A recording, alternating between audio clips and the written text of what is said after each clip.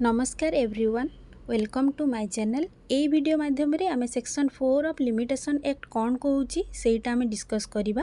Section 4 of limitations act कहूची expiry of prescribe period when court is closed. Suppose आपण को गोटे suit किंबा अपील किंबा एप्लिकेशन पई 3 वर्ष टाइम दिया जाइछि लिमिटेशन पीरियड एवं से 3 दिनटा शेष होउची 31 जनवरी रे।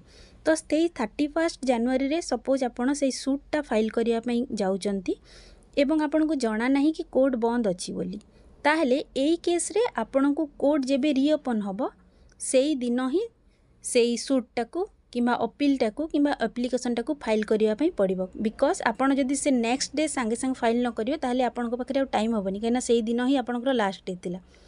एवं जदी हाफ डे भी अच्छी कोर्ट ताहले ताकू कंसीडर करा जिवो कि फुल डे कोर्ट क्लोज थिला बोली।